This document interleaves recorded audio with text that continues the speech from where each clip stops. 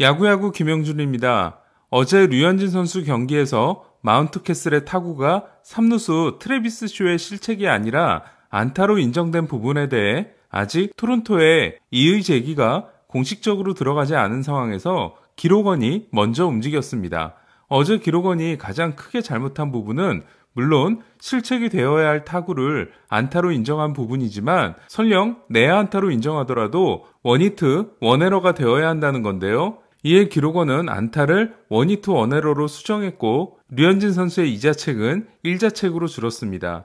이에 류현진의 평균 자책점은 3.16에서 2.92로 낮아졌는데요. 하지만 저는 이것도 납득이 되지 않는다고 생각합니다. 원히트 원에러가 아니라 쇼의 실책으로 인정해 무자책이 되고 류현진의 평균 자책점은 2.92가 아니라 2.68이 되어야 한다고 생각합니다.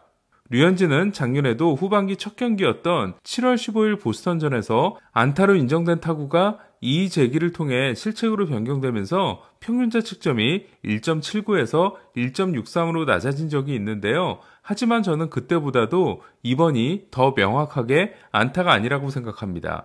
이번 문제에 대해서 일단 짚고 넘어가야 할 부분은 첫째, 기록원이 쇼와 게레로 중 누구에게 실책을 줘야 할지 몰라 안타로 판정한 게 아니냐라는 의심입니다. 하지만 이 부분은 명확하게 정리할 수 있는데요.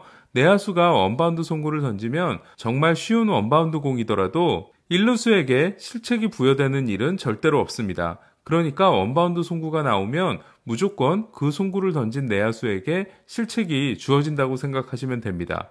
반대로 1루수가 거의 원바운드가 될 뻔한 송구를 놓쳤을 경우 바운드가 되지 않았으면 실책은 무조건 1루수에게 주어집니다.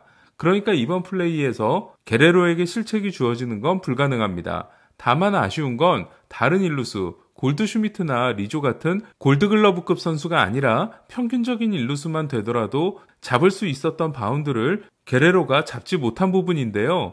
개인적으로 작년부터 게레로의 플레이를 보면서 느낀 부분은 게레로의 수비력은 절대로 좋아질 수 없다는 겁니다. 저는 게레로를 보면서 생각나는 선수가 페드로 알바레스인데요. 알바레스는 2008년 드래프트, 맞습니다. 템파베이가 포지를 거르고 베컴을 선택한 폭업의 드래프트에서 2순위였던 피츠버그가 지명한 선수인데요. 원래 그의 드래프트의 최대어는 벤더빌트 대 3루수인 페드로 알바레스였습니다. 벤더빌트 대학은 2007년에 데이비 프라이스가 전체 1순위로 뽑혔기 때문에 템파베이가 2년 연속 벤더빌트 대학 선수를 1순위로 지명할지가 관심사였는데요. 하지만 템파베이는 알바레스도 버스터 포지도 아닌 팀 베컴을 고르게 되죠.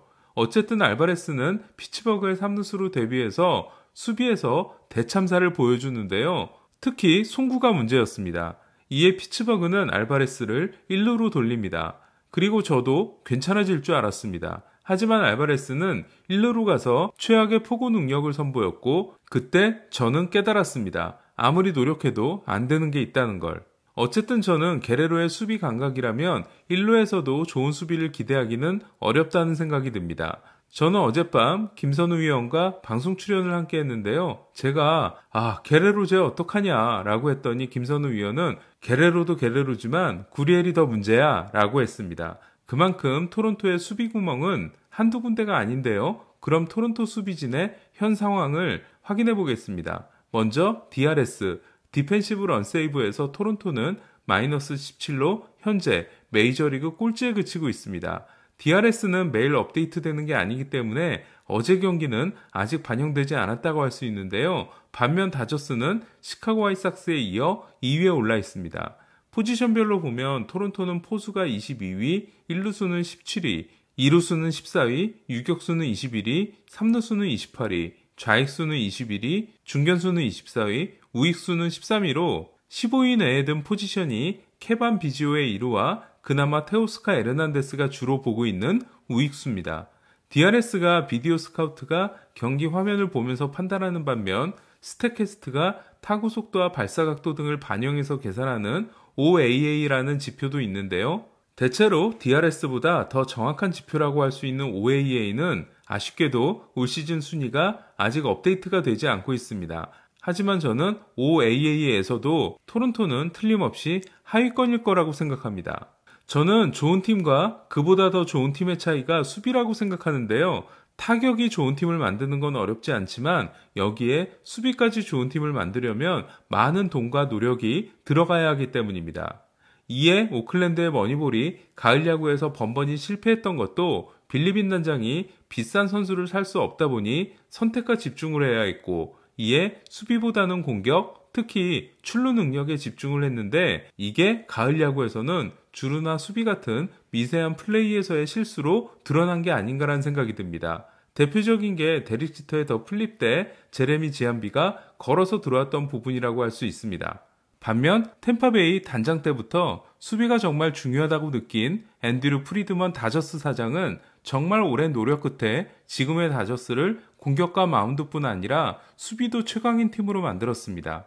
어쨌든 토론토는 공격에서만큼은 정말 볼 가치가 있는 라인업을 만들어낸 건 분명한데요. 문제는 이 선수들이 대체로 수비 능력이 뛰어나지 않거나 오히려 많이 부족하다는 겁니다.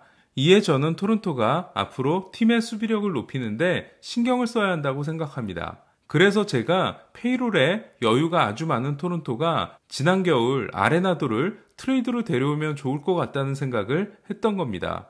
토론토의 수비에 대한 유감은 류현진이 다른 투수들보다도 더 수비, 특히 내야 수비에 의존하는 투수라는 점인데요. 만약 류현진이 세인트루이스로 갔다면 어땠을까라는 생각이 듭니다. 물론 지난 김광현 선수의 등판 때 세인트루이스의 내야 수비가 흔들리긴 했지만 세인트루이스의 원래 수비력이 최정상급이라는 건 부인할 수 없는데요. 만약 류현진이 간 팀이 세인트루이스나 애리조나였다면 류현진 선수는 훨씬 더 편하게 피칭을 했었을 거라는 생각이 듭니다. 반대로 토론토가 야마구치 대신 김광현을 영입해서 류현진과 김광현이 함께 뛰었으면 더 좋았겠다는 생각을 했다가도 아니다, 김광현은 세인트루이스에서 뛰는 게 더 좋겠다라는 생각이 드는 것도 어쩔 수 없는 것 같습니다. 그런 면에서 저는 세인트루이스 모젤리악 사장이 마이콜라스의 계약을 업그레이드하지 말고 지난 겨울 FA 시장을 노렸어야 한다고 생각합니다. 류현진처럼 좋은 수비가 뒷받침을 해주면 더 날개를 달 수 있는 선수를 골랐어야 한다고 생각합니다. 어쨌든 삼진율이 높지 않고 땅볼 유도를 많이 하는 류현진에게 토론토의 부실한 내야 수비는 큰 아쉬움으로 작용하고 있는데요. 이제는 한 배를 탄 만큼 토론토의 수비진이 빠르게 좋아지기를 기대하는 수밖에 없을 것 같습니다.